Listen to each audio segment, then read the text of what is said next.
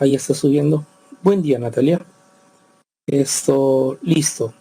Ya a ver ustedes el PPT y también ya a escucharme bien ahí al otro lado. Me confirman eso, por favor. Perfecto. Gracias, Sofía. Esto, bien, gracias, Omar. Esto, bien, Andrea, gracias. Eh, Nos toca desarrollar ética y entremos pues de lleno a lo que hace alusión a la ética. Una disciplina filosófica. La palabra misma viene del griego ethos, que traducido al castellano significa costumbre, ¿no? Por definición es una disciplina filosófica que estudia las acciones realizadas por parte del ser humano en consideración de aquello de lo que se denomina bueno, malo, correcto, incorrecto. En pocas palabras, la ética es una disciplina filosófica que va a estudiar las costumbres, ¿no? Es decir, la moral del ser humano instaurada en cada una de las sociedades y llegará a determinar si eso que se llama como bueno o malo, como correcto o incorrecto, está bien o no. ¿Y por qué digo esto? Porque, bueno, no porque en una sociedad, por ejemplo en la nuestra, ¿qué se considera bueno, no? Se considera bueno ser respetuoso a imágenes religiosas, por ejemplo, ¿no? O si lo quiere, ¿no? Seguir las procesiones y todo eso, ¿no? Por lo tanto, eso es éticamente correcto, ¿no? Eso es ser una persona de bien, se dice, ¿no? Pero en otros lugares no siguen imágenes religiosas y no por eso son personas de mal, ¿no? Entonces la ética llega a estipular lo siguiente, ¿no? La moral, costumbres establecidas en sociedad. Costumbres que se han estipulado como buenas, malas, correctas, incorrectas. Pero por sobre encima de eso está la ética, ¿no? Que llega a estudiar si eso que se tiene como bueno, malo, correcto, incorrecto, en el campo de la sociedad, las costumbres establecidas en sociedad, son realmente, eso bueno, malo, correcto y correcto, realmente son así. Deberían de seguirse llamando así, o no. Entonces, la ética de lo que intenta es fundamentar, ¿no? Darle una base segura a esas conductas morales, a esas costumbres establecidas en sociedad, si son realmente buenas o malas, ¿no? Jóvenes, no porque algo esté hecho por costumbre, no porque algo pertenezca a la tradición quiere decir que es bueno. Por ejemplo, ¿no? Recién el ser humano en los últimos años se ha puesto a pensar de que no es bueno esa corrida de toros, ¿no? Ese festival de corrida de toros. Antes, por costumbre o por tradición, se decía, bueno, eso es correcto, ¿no? Eso es parte de la cultura, que duda cabe, ¿no? Pero ahora ya no lo es, ¿no? Ahora ya no lo es. Está en discusión, ¿no? Y en pocos países y de a poco se va erradicando esas cuestiones, ¿no? Entonces, esa es precisamente la alusión que se tiene, ¿no? Temas importantes que trabaja la ética, el bien, la felicidad, el deber, la persona moral. Dilemas éticos también se trabajan ahí. Les decía, diferencia entre ética y moral, ¿no? Ética viene a ser como la parte teórica, ¿no? ¿Sí? Que intenta fundamentar, ¿no? La vida, la buena, ¿no? La vida virtuosa, intenta fundamentar eso, ¿no? Establecido por las costumbres de la sociedad, ¿no? Entonces la ética trata de estudiar lo que viene a ser la moral, ¿no? Trata de fundamentarla y, y trata de fundamentar por qué seguir o no seguir con las normas, con los deberes u obligaciones que están impuestos por la sociedad, ¿no?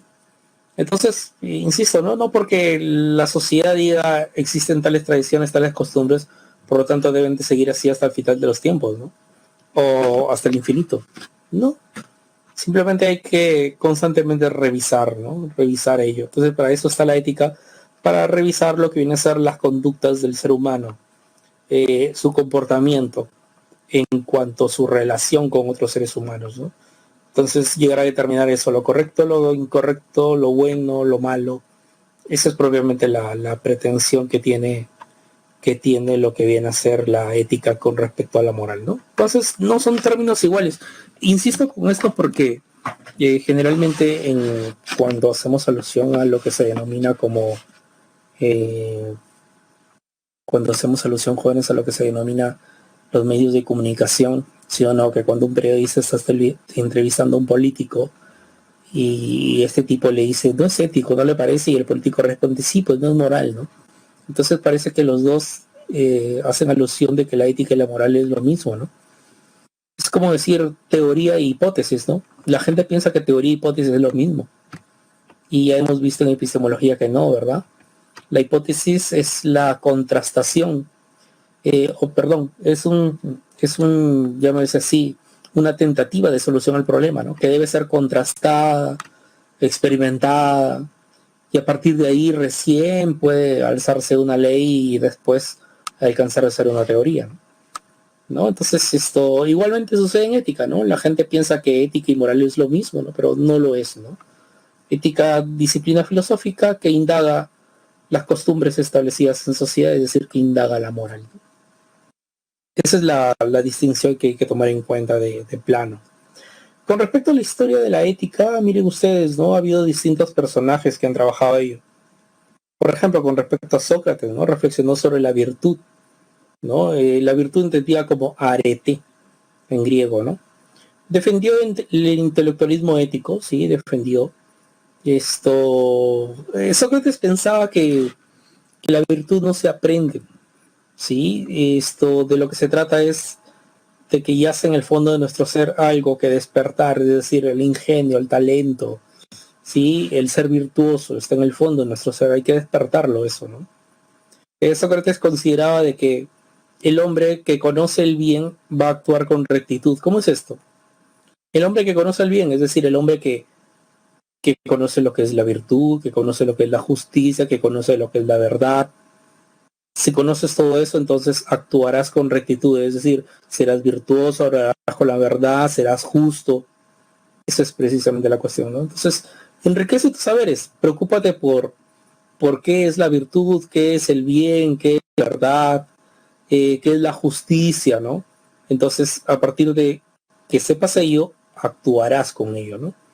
Igualmente se complementa con la idea de que el que ignora el bien actuará mal. Es decir, aquella persona que tiene los conocimientos va a actuar de mala forma. Aquellas que sean personas que tienen múltiples conocimientos, pero bajo aprendizaje significativo, ¿no? Será una persona correcta, una persona de bien. ¿Por qué refiero a esto? Porque algunos dirán, profe, pero los políticos se supone que tienen educación, ¿no? Son personas, no son ignorantes, no son personas bien, no son educados, ya, pero parece que hubieran recibido un aprendizaje de corte mecánico, ¿no? Es decir, lo que saben no lo emplean para el bien, ¿no? Lo emplean para el bien, ¿no? Entonces esa es la cuestión, ¿no? El ser humano va a actuar bien si conoce lo que es el mismo. El ser humano va a actuar mal por desconocimiento del bien, es decir, por falta de saberes. O de repente porque dichos saberes los adquirió de manera mecánica y no significativa. ¿Sí? Entonces, esa es precisamente la consigna de Sócrates, ¿no? El parte un intelectualismo de corte ético, ¿no? Enriquece tu intelecto, enriquece tu entendimiento, ¿no? Y con eso llevarás precisamente a actuar recto y dejarás de actuar de mala forma, ¿no?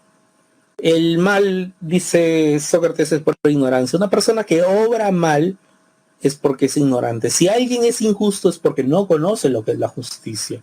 Porque si conociese a alguien lo que es la justicia, los beneficios que causan esa y todo lo demás, entonces siempre va a actuar de manera justa porque sabe lo que es la justicia. Pero una persona que no sabe lo que es la justicia va a actuar de mala forma. Entonces su ignorancia le hace actuar así, ¿no? Esa es la consigna precisamente socrática del comportamiento del ser humano para con los demás.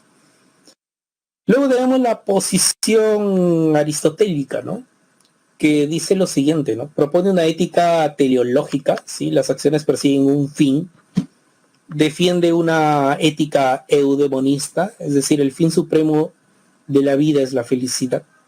¿Cómo es esto, no? Teleológica, ¿no? Del griego, telos y logía, que hace alusión al estudio de los fines, ¿sí?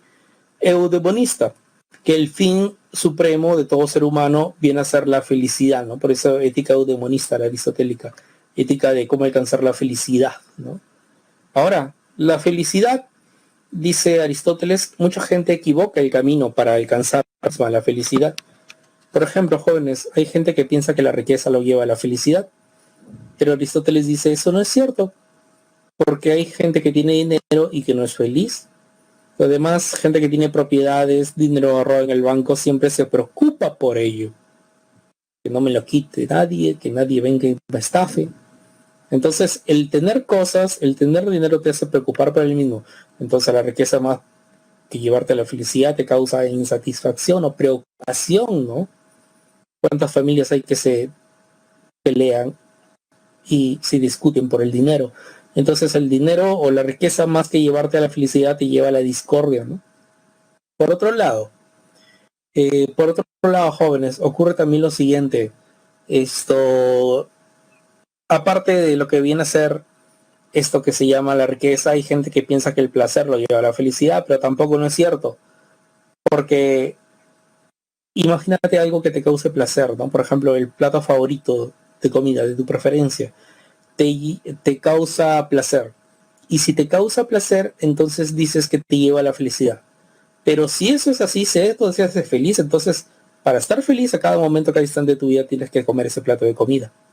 ¿Y qué feliz puede ser un ser humano volviéndose esclavo de un objeto, en este caso el plato de comida? No es posible, ¿verdad? Entonces el placer no lleva a la felicidad. El placer no lleva a la felicidad. ¿No? Por otro lado, con respecto a lo que se denomina también, sí, con respecto a lo que se denomina también el éxito. Hay gente que dice que el éxito lleva a la felicidad, pero Aristóteles dice que yo tampoco no es cierto. Porque el éxito es pasajero, ¿no? No es que uno es exitoso y se queda siempre siendo exitoso, ¿no? Va a caer, va a tender a caer. Entonces ocurre lo siguiente allí, ¿no? Que si asocias el éxito con la felicidad, como el éxito a veces sí, a veces no, eres exitoso, a veces sí, a veces no. Si asocias el éxito a la felicidad, a veces vas a ser feliz, a veces no. A veces sí, a veces no. Entonces no puedes expresarte de esa forma, ¿no? Decir que el éxito te lleva a la felicidad. Entonces la pregunta será, ¿qué cosa me lleva a la felicidad? Ahí existe una felicidad superior, se logra a través de la vida contemplativa, dice Aristóteles. La vida dedicada a indagar la naturaleza, el universo, ¿no? El pensar en lo que hay en la naturaleza, en el universo, el tratar de fundamentar, buscar los principios y las causas, eso es un tipo de felicidad, ¿no? La vida contemplativa te da una felicidad superior, ¿no? Más aún alcanzar la respuesta con respecto a ello. Pero por otro lado también hay una felicidad denominada la teoría del justo medio, ¿no? Miren, jóvenes, Aristóteles pensaba lo siguiente: nosotros realizamos distintas acciones a través de la vida, ¿sí? Realizamos distintas acciones a través de la vida, pero, jóvenes, pero, esas acciones que realizamos distintas a través de la vida, a veces están sembradas por el exceso o por el defecto. Por ejemplo, tipo de conducta, el miedo. Por un lado está el exceso de temeridad, es decir, aquel que hace acciones temerarias, que no le importa, ¿sí? Que no le importa lo que se denomina como lo que viene a ser el enfrentar el miedo. Y hay personas que sí les importa enfrentar el miedo tanto que nunca lo enfrentan, es decir, son cobardes, es decir, el defecto. ¿Cuál sería el justo medio término medio de la excelencia, la valentía, el ser valiente? Por otro lado, en cuanto al placer, ¿no? Hay gente que se va hacia el exceso, el desenfreno. Es decir, le da rienda suelta siempre a sus placeres. Y hay personas que se van hacia el defecto, se reprimen siempre. La cuestión está a veces disfrutar y a veces no de los placeres, es decir, la templanza, ¿no?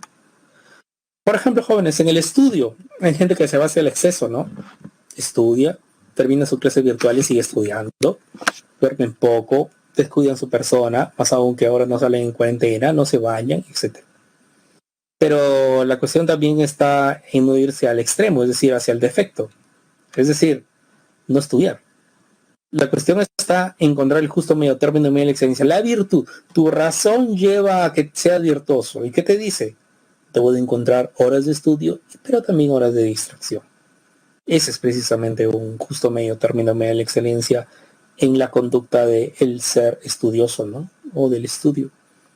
Hay determinadas acciones que el mismo Aristóteles cuenta de que no existen, justo medio, término medio, diferencia, la posibilidad de alcanzar ello, no existe. ¿Como cuáles? Por ejemplo, jóvenes, cuando mencionamos nosotros lo siguiente,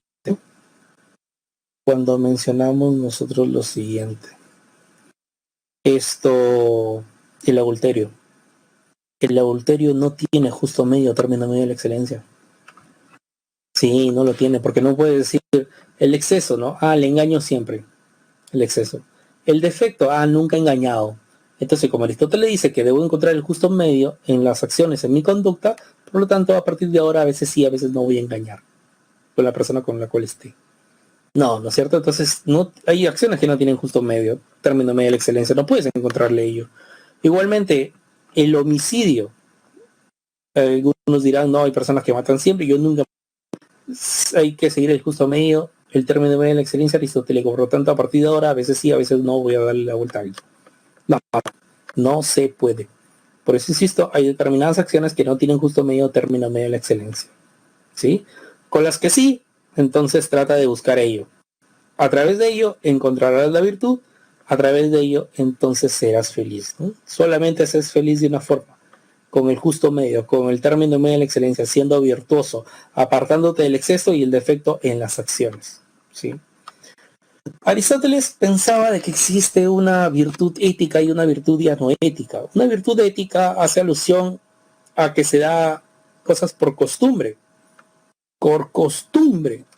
Es decir, por ejemplo, a ver, jóvenes, ¿qué cosas han ido ustedes acrecentándose? Sí, ¿qué cosas ustedes tienen por costumbre que se han ido dando, acrecentándose en su vida cotidiana, ¿no? Por ejemplo, a los 4, 5, 6 años nos enseñan distintas cosas, ¿no? Nos enseñan, entre comillas, costumbres, ¿no? Buenas costumbres. ¿Como cuáles, por ejemplo? Díganme ustedes.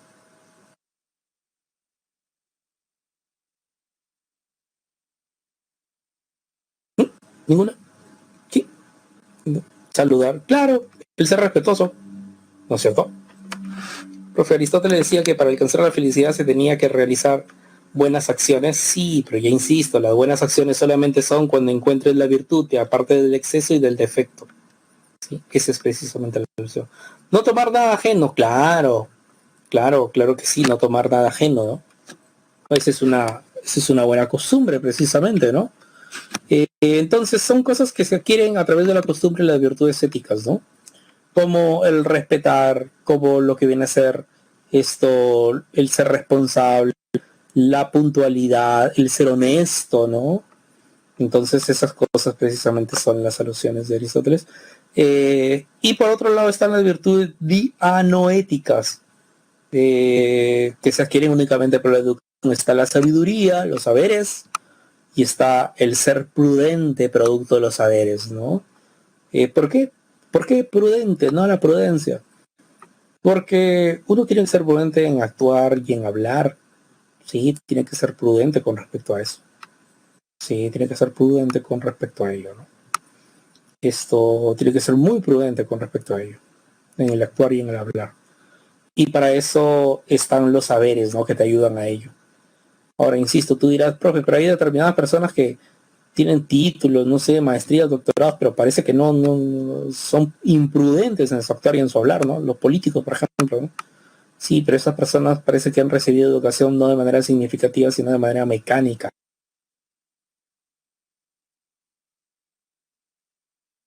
Vamos, y al reflexionar te hace actuar de buena forma, ¿no? Entonces esa es precisamente la ilusión en la conducta por parte del ser humano, ¿no? Que debe seguir, según la postura, en este caso que hemos revisado, de Aristóteles. Agustín de Hipona, época medieval, ¿no? Considera que el bien supremo es Dios, pues todos los demás bienes proceden de él, incluso el ser humano procede de Dios. Este Dios ha creado al hombre al libre albedrío, es decir, a la libre elección. El ser humano tiene la capacidad de elegir entre el bien y el mal. Si elegiste el bien, elegiste a Dios. Si elegiste el mal, elegiste la condenación. Ahora, lo interesante en esta postura es que yace un concepto que hay que explotar, lo que se denomina el mal. para Agustín de Hipona el mal es la ausencia del bien. Se ha hecho a un ladito el bien y automáticamente apareció lo que se denomina el mal. ¿Por qué? Porque técnicamente hablando, sin filosofía, San Agustín hace alusión de que el mal no tiene existencia propia. ¿Y cómo es eso? Bueno, jóvenes, con analogía, a ver, ¿la ceguera por sí misma existe? No, necesita del ojo para darse a notar. La cojera por sí misma existe, necesita de tu patita para darse a notar. El cáncer por sí mismo existe, la enfermedad por sí misma existe, necesita del cuerpo. Que se te baja la defensa, se te ausenta la salud y automáticamente te brota la enfermedad. ¿Sí? Entonces igualmente sucede con la conducta del ser humano. Se necesita que el bien se ausente y automáticamente aparece el mal. Existencia propia. No tiene existencia propia. Esto, de acuerdo a la posición de Agustín de Hipona, entonces el mal sería algo así como el accidente dentro de lo que viene a ser la sustancia.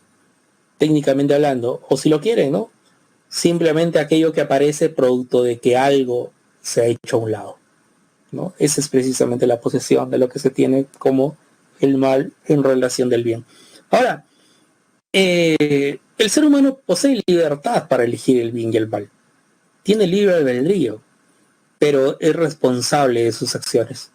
Esto es bastante cristiano, ¿no? Porque, claro, al final de los tiempos se supone que cada quien va a rendir cuentas, ¿no?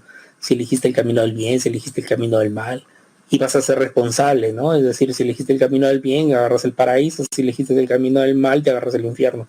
Bueno, son cosas que siempre las religiones atormentan al ser humano de esa forma, ¿no? Y lo tratan de condicionar, ¿no? De condicionar. Pero bueno, Agustín de Hipona hace alusión de que el libre albedrío, el tener ello, el poder decidir tus acciones, te lleva también al poder ser responsable de las mismas, ¿no? Es lo más rescatable de esto, ¿no? Es lo más rescatable de esto. Entonces, Dios ha creado al ser humano, el ser humano le ha dado libre albedrío, ¿no? Dios le ha dado el libre albedrío al ser humano de elegir el bien y el mal no tiene existencia propia, esto existe porque el bien se hace a un lado, y de lo que se trata es que nosotros siempre elijamos el camino del bien, porque hay que reconocer que poseemos libertad para ejecutar nuestras acciones, pero sobre ello ya se también una responsabilidad si hacemos bien o mal nuestras acciones. Entonces esa es la concepción, cómo debe comportarse, cómo debe moverse el ser humano, ¿no? Según la posición de Hipona, de Agustín de Hipona. La otra posición, una posición ya moderna, es la kantiana, ¿no? Recordemos que Kant yace en el siglo XVIII. Siglo XVIII es el siglo llamado así como de las luces, de la ilustración, el iluminismo. Hubieron varios tipos de ilustración.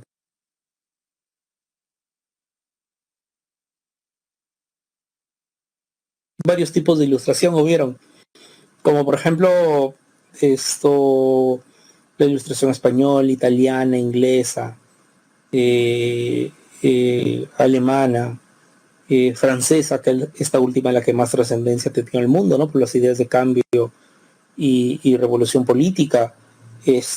Grandes textos aparecieron, como El espíritu de las leyes, donde está la división de poder del Estado de Montesquieu, o la alusión del contrato social de Rousseau.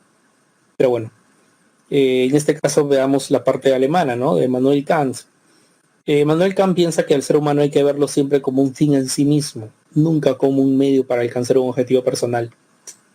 Y esto influencia mucho a las constituciones de nuestras épocas, ¿no? ¿Por qué? Por lo siguiente, ¿no? ¿Sí o no, jóvenes? Abre la constitución política de cualquier país democrático, incluyendo el nuestro, ¿y qué es lo que dice? Todo ser humano es un fin en sí mismo. Eso es kantiano. Entonces ahí vemos la influencia clara de este filósofo alemán sobre nuestros días, ¿no? Pero bueno, eso es un dato.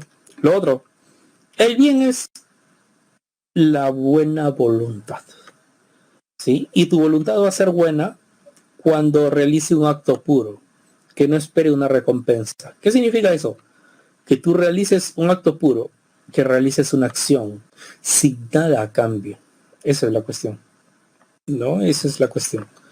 Esto, que realices un favor sin esperar que te lo devuelvan. Entonces ahí has obrado bien. Ahí has obrado bien. Tu voluntad ha sido buena allí.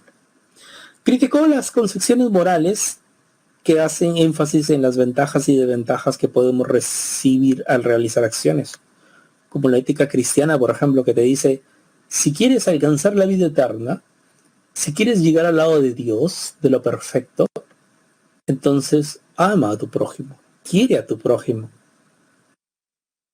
Kant diría eso, bueno, eso no es correcto, eso es inmoral. Porque ¿qué pasaría si mi religión no me dijese eso? ¿Qué pasaría si no hubiese un Dios finalmente? ¿Qué pasaría si no hubiese paraíso finalmente? Entonces, no ayudo a mi prójimo, que se muera mi prójimo. No, pues. Entonces, yo tengo que ayudar a mi prójimo independientemente de una religión o un Dios haya que me lo diga. Independientemente haya un Dios o una religión que me obligue a ello o como que me condicione mi vida hacia ello. Yo tengo que ayudar al prójimo porque debo hacerlo. Entonces, esa es precisamente la misión. Esto, en el caso de Aristóteles, que te decía, si quieres ser feliz, entonces ante todo sé virtuoso. Si quieres ser feliz, ante todo sé virtuoso. Con la virtud, encontrando el justo medio, término medio de la excelencia de las acciones, serás feliz, ¿no es cierto? Y en el caso de Kant es, no, pues, ¿no? Esa posición de Aristóteles no es la correcta, ¿no? Yo no tengo que realizar una acción para ser feliz. Yo realizo la acción, soy bueno porque debo hacerlo, hago el favor porque debo hacerlo, nunca miro a las personas como medios para conseguir objetivos personales, sin nada a cambio, y a consecuencia de eso, entro a la felicidad. ¿Sí? No es que yo realizo mis acciones para llegar a la felicidad, ¿no? Eso no va en la posición de Kant. ¿Sí? Eso no va en la posición de Kant. ¿Sí? En el caso de Aristóteles sí, ¿no? Porque todo lo haces por ser feliz. En el caso de Kant es, no me importa la felicidad. Lo que me importa es hacer las acciones de manera correcta, ¿sí? De manera laudable. Y a consecuencia de eso, ¿soy feliz? Bien, pues, ¿no? Entonces esa es precisamente la alusión de Kant. Defiende una moral autónoma porque es a partir de nosotros mismos que ejecutamos acciones y hacemos posible que estas sean leyes universales. ¿Sí? Esto... ¿Y cómo se llega a dar cuenta de ello? A través de la distinción de sus dos imperativos, miren ustedes, categórico e hipotético. Imperativo categórico, manda y obliga sin ninguna condición. Debes hacer A porque debes hacer. Hipotético, recomienda una acción como medio para un fin. Si quieres A, haz o realiza B, ¿no? Esa es precisamente la posición de uno y otro imperativo. Jóvenes, ejemplos. ¿Qué pasaría si alguien sale de su casa, encuentra un mendigo pidiendo dinero? Sí, encuentra un mendigo pidiendo dinero. Y le das unas cuantas monedas sin nada a cambio, ni siquiera ni la gracia se espera del mendigo. Simplemente le das unas cuantas monedas y te vas. Ese es imperativo categórico. ¿Te gustaría que cualquier persona que salga de su casa en cualquier parte del mundo realice esa acción sin nada a cambio? Además, al mendigo se le está viendo como un fin en sí mismo, no como un medio. ¿Sí?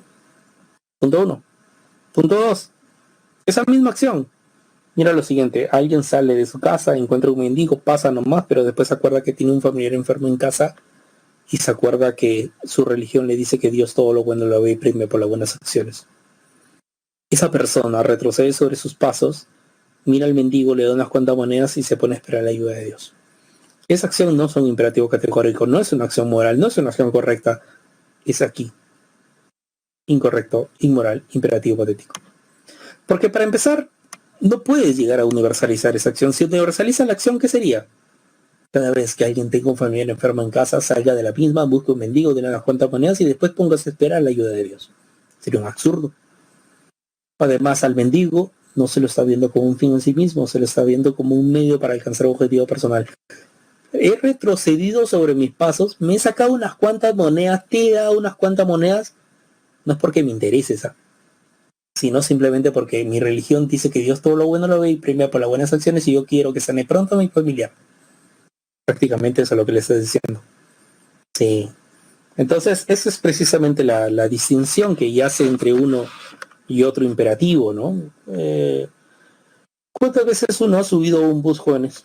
Y si te ubicas a mitad de bus, los asientos empiezan a llenarse y no te sientas en la parte de adelante porque los asientos reservados de adelante, incluso los que están al costado o atrás de los asientos reservados, siempre son anexos a los asientos reservados. Punto uno, ¿no? Punto dos. Punto dos. Esto... no te sientas en la parte de atrás porque a veces suben y se roban las cosas de ciertas personas de mal vivir, etc. Te sientes en medio. Pero llega un determinado momento en que la gente empieza a subir, y el pasadizo del bus se va llenando de a poquito, sube una persona necesitada asiento, y tú como un resorte, de la parte de en medio del bus te paras y dices, por favor, por aquí, venga usted, ¿no? Y haces precisamente que se siente la persona, ¿no? Y nada, ni siquiera ni la gracia se espera, simplemente haces que se siente y te da media vuelta y miras a otro lado. Ese es un imperativo categórico, lo has hecho sin nada a cambio. Te gustaría que cualquier persona en cualquier parte del mundo realice esa acción. Más aún si ve una persona necesitada haciendo. Jóvenes, la misma acción bajo un imperativo hipotético. Se va llenando el bus, tú estás a mitad de bus, ves a una persona necesitada asiento, miras a otro lado por la ventana, saca tu separata de presa marco, lo que fuese. Y llega un momento en que ocurre lo siguiente, ¿no? Empieza la presión social, ¿no? Joven, por favor, señorita, los valores, empiezan a moverte el asiento mientras te están hablando. Y para que no te digan más cosas, ya no quiero que me digan más cosas, ya no. Venga, siéntese. Enojado todavía le dices, o enojada. Entonces, ese no es un imperativo categórico, es un imperativo patético. ¿Por qué? Porque yo quiero que no me digan nada. Yo quiero vivir tranquilo. Y si por eso, por desgracia, tengo que ceder asiento a alguien, caballero, pues tendré que hacerlo. ¿No? Oye, pero la persona se está muriendo, necesita sí o sí el asiento. A mí que me importa, yo solamente quiero que se siente y que no me moleste nadie más. Ese es un imperativo hipotético. ¿Sí? Ese es un imperativo hipotético. No se puede universalizar esa acción en este caso, porque si universaliza, ¿qué sería? Cada vez que alguien en cualquier parte del mundo suba en un bus, se ubique a mitad del asiento,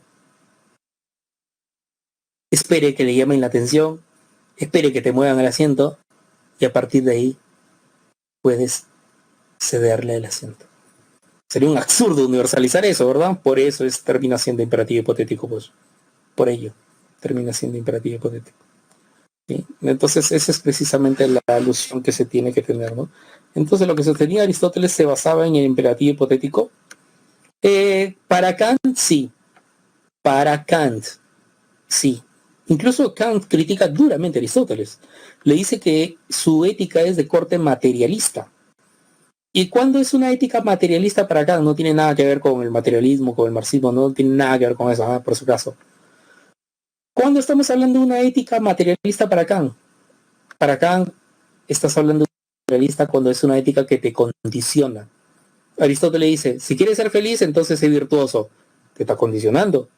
La ética cristiana también es materialista. ¿Por qué? Porque la ética cristiana, ¿qué te dice? Si quieres alcanzar el paraíso, si quieres estar al lado de Dios Padre, al lado de lo que es lo perfecto al final de tus días, entonces ama a tu prójimo, quiera a tu prójimo, ayuda a tu prójimo. Es una ética materialista porque es una ética que condiciona. En cambio, Kant dice, haz una acción, ¿sí?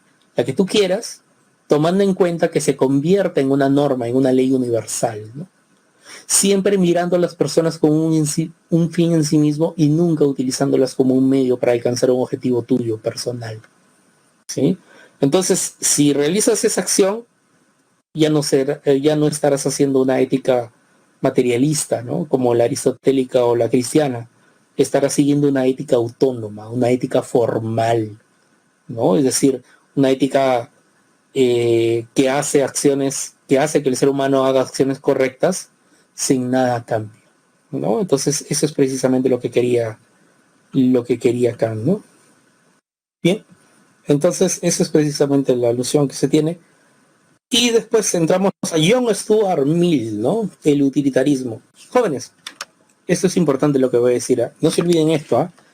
Aristóteles estaba preocupado de cómo hacer de ti un ser virtuoso. ¿Cómo hago del ser humano un ser virtuoso? Alguien que se guíe siempre por su razón.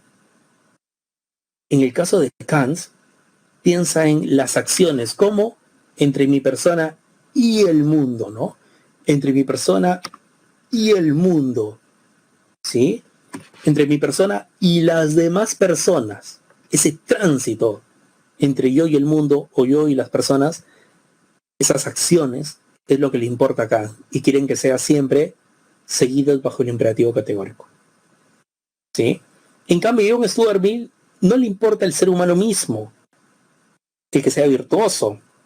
No le importan las acciones del ser humano, como era en el caso de Kant. Lo único que le importa al utilitarismo es la consecuencia de las acciones. Esa es la cuestión. Y veamos a continuación esto. Defendió un principio ético de que la mejor acción es la que produce máxima felicidad a la mayor número de individuos. De lo que se trata es de buscar la felicidad general y no la individual. ¿Sí? Esa es precisamente la posición de John Stuart Mill. ¿Cómo es eso? Miren, jóvenes, va así. Va así. Esto... Las acciones gubernamentales terminan siendo de corte utilitaristas, ¿no? Jóvenes, ¿recuerdan cuando hubo el fenómeno del Niño? Se cayeron varios puentes, o se desplomaron varios puentes alrededor de Lima, en la zona del este, ¿no? Huachipa, Campoy, Zárate. Se desplomaron varios puentes, o se cayeron. Peatonales, todos ellos. Pero jóvenes, ¿sí o no? Que cuando se cayó el puente de Virú, el que conecta Ancash con La Libertad, Chimbote con Trujillo, más o menos, el que pasa por la Panamericana, cuando se cayó ese puente de Virú, no pasaron ni 20 días y de inmediato lo rehabilitaron. ¿Por qué ese puente sí y los otros puentes peatonales que les mencionaba al inicio siguen hasta ahora caídos? ¿Por qué? ¿Quién pasa por un puente peatonal? 2 o 3 personas al día. Por ese puente Virú, el que conecta Ancash con La Libertad, pasan millones de personas de sur a norte y viceversa. Y no solamente peruanos, porque recuerda que la Panamericana va desde el sur de Chile y va más allá del norte de Perú, ¿no? Entonces, eso es precisamente, ¿no? Claro, ¿no? Beneficia a una mayor cantidad de personas, bien, Nicolás, porque lo usan más personas, bien, Natalia. En efecto, ¿no? Eso ocurre así. Eso es de esa forma, de esa manera, ¿no? Es una acción utilitarista esa que se hizo, ¿no? En nuestros días también lo vemos en plena cuarentena, ¿no? En plena... Bueno, entre comillas, la intención, porque veo que solamente se queda en intención del parte del gobierno de turno, siempre es de favorecer a la mayoría, ¿no? Va a haber bono, ¿no? Y consideran a la mayor cantidad de personas posibles, ¿no? Bueno, según el papel, pues, ¿no? Porque en la práctica vemos que ustedes alguna vez han recibido un bono, chicos. ¿Quién de acá ha recibido su bono?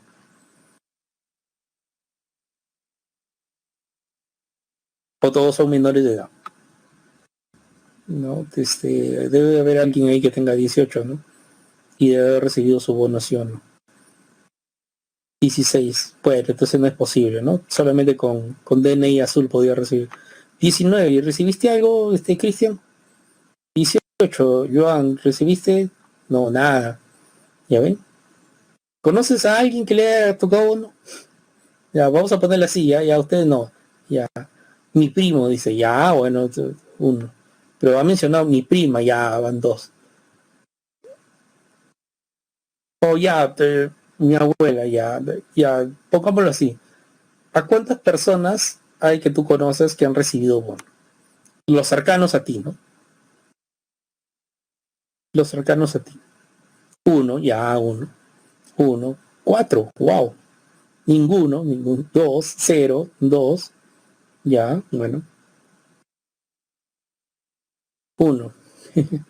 Sí, esto, damos cuenta de lo siguiente, jóvenes. En esto de los bonos, se supone que es para la mayor cantidad de personas posibles, ¿no? Es una acción utilitarista, ¿no? Aunque en la práctica vemos que no es así, ¿no? porque al final, como he leído por ahí, incluso han dado a personas que no se lo merecen, ¿no? Que incluso que tienen trabajo, ¿no? Pero bueno, la idea está en que favorecer a la mayor cantidad de personas posibles, ¿no? Esa es propiamente la idea. La idea de hacer que las personas no salgan de su casa y declararlas en cuarentena también es una acción utilitarista, porque lo haces para favorecer a la mayoría. Yo quiero cuidar al 100% de mi población. Yo sé que algo se va a escapar ahí. Y de hecho que ocurrió, ¿no? Porque pese a la cuarentena casi estricta, entre comillas estricta que se tuvo, la cuarentena casi estricta que se tuvo, ¿qué es lo que ocurrió? ¿Qué es lo que hizo? Esto casi no ha funcionado, ¿no? Sí, casi no ha funcionado. En el plano tanto de salud, porque hemos tenido una cuarentena estricta, pero ha ocurrido algo muy particular, ¿no? Que en comparación de otros lados del mundo que también tuvieron cuarentena estricta, en nuestro país no funcionó, ¿no? La cantidad de muertos por cada millón de habitantes es demasiado alarmante, ¿no? Demasiado alarmante. Creo que superamos ya más de 100.000 muertos, ¿no? Porque la cifra que dan es por 3, ¿no? Entonces, si más o menos habrá 35.000 muertos ahora, entonces eso multiplícalo por 3, ¿no? Entonces, incluso en nuestra región misma, somos los más devastados por la pandemia, ¿no? En nuestra región misma, ¿no? En Sudamérica, ¿no? Si lo quieres. Y alrededor del mundo somos cuartos en el mundo, ¿no? Somos cuartos en el mundo. Entonces, en principio, por eso decía, en idea, en papel, todo lo cosa que se ha hecho esta pandemia favorecer a la mayoría. Claro, de ahí que por A o por B no haya salido, bueno, así ha ocurrido, ¿no? Eso es lo que nos tocó vivir. Sí, eso es lo que prácticamente nos ha tocado vivir. Pero bueno, entonces las acciones gubernamentales quedan establecidas que se intentan siempre para favorecer a la mayoría, ¿no? A la mayoría de personas. Pero bueno, la cuestión está en que también es utilitarizar lo siguiente, ¿no? No siempre vas a poder hacer una buena acción. Y cuando por casualidad tengas que cometer una mala acción que sea afectando a la menor cantidad de personas posibles, ¿sí? Que sea afectando a la menor cantidad de personas posibles. Por ejemplo, te pone el dilema del tranvía, ¿no? Vas en uno de estos, pasas por un riel del tren que podía haber 5 personas y por otro riel del tren al lado izquierdo solamente hay una persona. La lógica de la ética utilitarista te dice lo siguiente: si vas a cometer una mala acción, que sea la menor cantidad de personas posibles. Si vas a cometer una mala acción porque no te queda de otra, que sea a la menor cantidad de personas posibles. Anda a la izquierda y atropella a la persona. Pero si es mi papá, mi mamá, mi hermano o lo que fuese, lo siento, en la ética utilitarista no importan los sentimientos. No importan los sentimientos. Y vemos que también ha sido utilitarista las acciones gubernamentales de nuestros días por parte de los distintos gobiernos del mundo, ¿verdad? ¿Sí o no, jóvenes? ¿Qué dicen ustedes? Han sido utilitaristas. Porque, por ejemplo, ¿no? Importa más Lima porque son 10 millones de habitantes. Por lo tanto, todo lo que se compre tiene que quedarse aquí, la mayor parte. Oye, pero en otros lugares estaban muriendo las personas. Incluso en otros lugares siguen con cuarentena. Bueno, pues sí seguirán, pues, porque siempre ha importado más Lima, porque son mayor cantidad de personas aquí, ¿no es cierto? Bueno, eso es lo que se considera, ¿no? Parece que así ha sido, ¿no? Es una acción completamente utilitarista, ¿no? Y si vamos a afectar que sea la menor cantidad de personas, es decir, no nos va a importar mucho, entre comillas, lugares donde vive menos gente. Y eso es lo que ha ocurrido, ¿no? ¿No? Vemos ciudades que todavía siguen en cuarentena y que tienen menor cantidad de gente que cualquier parte de Perú, ¿no? Entonces eso es bastante utilitarista. Utilitarista también es, por ejemplo, ¿no? Esta persona tiene 80 años, necesita un respirador artificial. Esta persona tiene 35 años, necesita un respirador artificial. Utilitarista es, bueno, esta persona, entre comillas, ya va de salida por la vida, ¿no? 80 años. Esta persona tiene 35 años, tiene mucho todavía que dar, ¿no? Así sea un delincuente, puede que más adelante se retracte de sus acciones y sea una persona de bien. Bueno, igual, tiene más condiciones para vivir, por lo tanto, denle el ventilador a esa persona.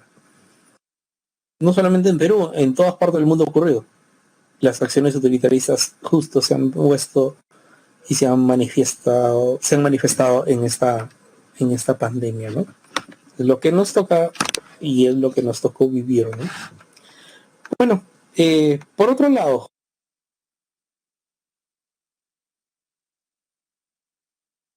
y no individual, sí, porque de lo que se trata es el bien común y no el bien individual, ¿no? No el bien individual, ¿no? Sino el bien común, el que la mayoría esté bien más que unas pocas personas, ¿no?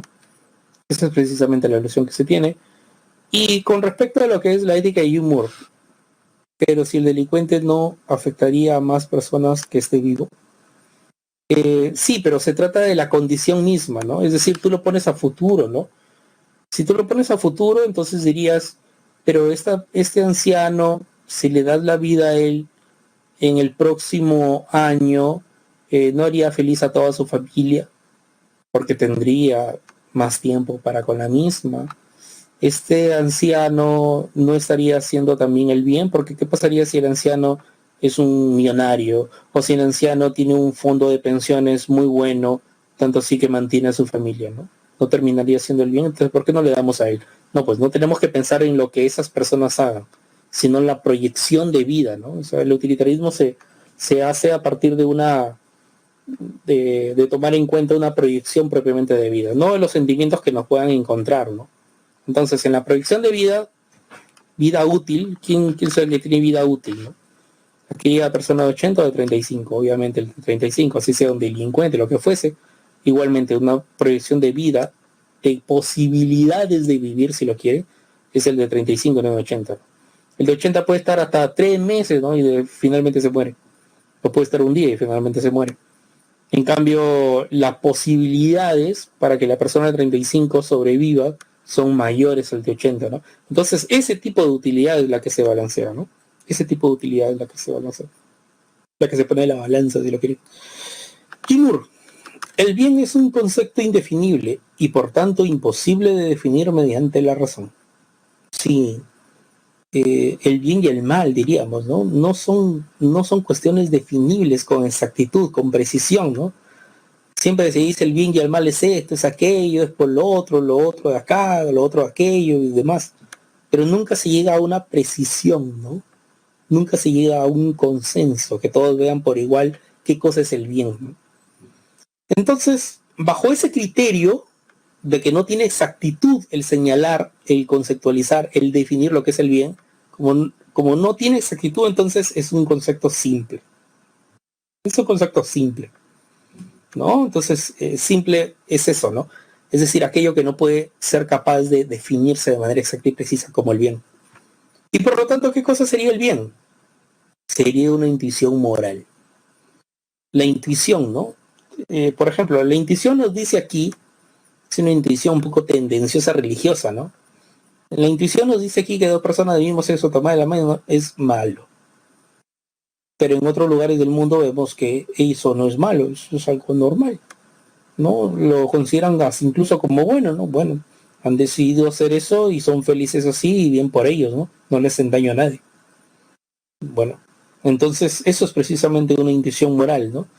El que de manera propia, el que de manera personal, cada sociedad o cada quien decida qué cosa es el bien, ¿sí? Entonces, el bien, como no es algo exacto, no es algo que se pueda precisar, entonces es algo de entonces queda al lado intuitivo, ¿no? Es de corte intuitivo, es de corte subjetivo, ¿no? ¿No? Esta es precisamente la alusión que se tiene con respecto a lo que es, con respecto a lo que es el bien, ¿no? Bien, es una intuición. Un poco subjetiva si lo quieres, ¿no? Aunque no dice Judith que sea subjetiva, pero yo sé que ustedes necesitan una palabra para poder anclar, ¿no? Entonces, si algo es intuitivo, yo intuyo que esto es bueno, yo intuyo que esto es malo, la sociedad intuye que esto sí es bueno, la sociedad intuye que esto es malo, la sociedad intuye que esto es correcto, la sociedad intuye que esto es incorrecto, entonces parece que sea más de corte subjetivo, ¿no? Bueno, si lo quieres, sí, ¿no? Anclalo así, ¿no? Como que está un poco más interiorizado. Si es intuitivo, entonces es algo interiorizado, ¿no? La perspectiva de que algo sea bueno, que algo sea malo, ¿no? Que algo sea correcto, que algo sea incorrecto, que algo se tilde como mal, o que algo se tilde como bien, ¿no? Entonces esa es precisamente la alusión que se tiene. Y con esto, ya faltando 4 minutos para terminar nuestra sesión, te paso los ejercicios, ¿no? La lectura complementaria, la letra C, los ejercicios 1B de barco, 2 de dado, 3 dado, 4 avión, 5 dados, 6 casa, 7 casa y 8 dados. Jóvenes, una gran cuestión. Cuando ustedes hagan preguntas en el multichat, que yo sé seguramente que varios de ustedes hacen, siempre contextualicen, ¿sí? Siempre digan, en la semana tal, ¿bien? Y lanzas tu pregunta, ¿no? ¿Sí? Siempre contextualiza porque el de multichat no va a ser adivino, ¿no? Dices un determinado concepto, profe, este concepto de acá, y el del multichat va a decir, uy, pero este concepto también nos toca tal filósofo, ¿no? Y también lo vemos. Ahora, según la perspectiva de quién me pedirá. Entonces tienes que ser según el filósofo, o si lo quieres, ahórrate, simplemente di, en la semana tal vimos tal tema, sobre esto tengo una pregunta y lanzas tu pregunta, ¿sí? Para que puedas tener una respuesta contextualizada de acuerdo a lo que tú quieres, ¿sí? Entonces eso es propiamente importante, ¿no? Antes que se me olvide y se me pase, ya nos faltan 2 minutos, por favor respondan la encuesta, ¿sí? Responden la encuesta, chicos.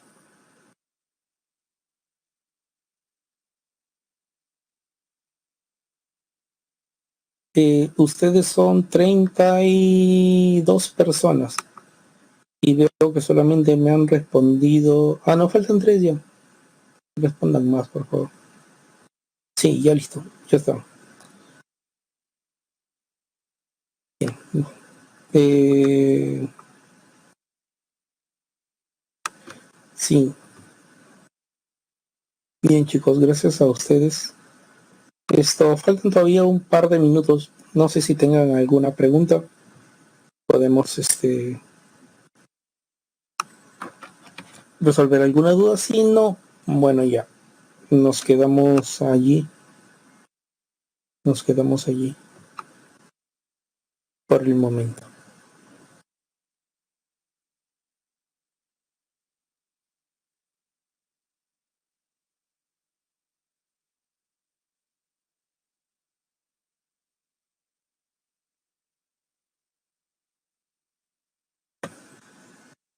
Bien, bueno, gracias a ustedes. Entonces, hasta la próxima.